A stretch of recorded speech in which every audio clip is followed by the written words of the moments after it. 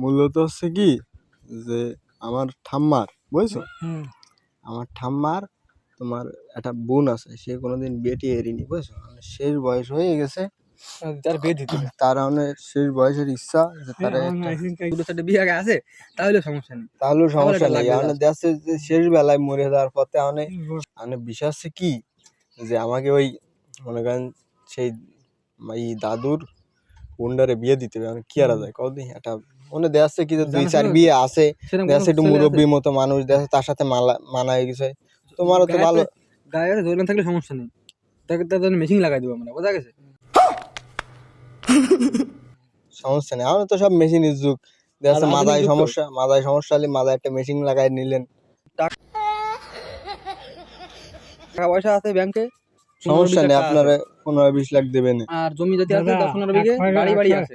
একটা টাকা ভাড়া ছিল, আমি নিজেরা করি না, প্রতি আমি 10 বছর কাজ করেছি। নিজেরা করতেন? হ্যাঁ। কি করতেন? কত সমিতির কাজ, কত কি করেছে এককালে।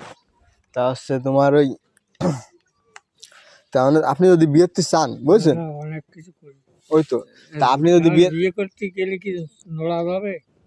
ওই নড়াদনি মেশিন কোথায়? নড়াদনি মেশিন আছে, মেশিন মরে গেলে সব আপনার নামে চলে আসবে, সব মরে গেলে সব আপনার নামে চলে আসবে। ডাক্তার কয়েছে 2-2.5 মাস বাঁচবে না, বুঝছেন, এর মধ্যে বিয়ে দেওয়া লাগবে, তার একটা শেষ ইচ্ছা। ওই তো আমরা ঘরে বাড়ি আছে 2 জন আর ছেলে।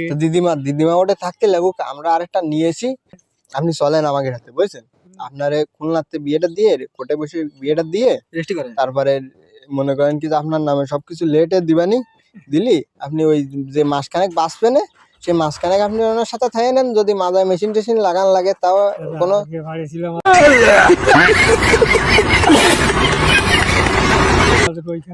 সমস্যা নেই, মেশিন কিনে দিয়ে যাবেন না। আমার দাদুর আছে তোমার কোম্পানি রয়েছে, বুঝছো, মেশিনের না আপনি বিয়ে আরেন, সমস্যা নেই। বিয়ে করে কি বাল করবে?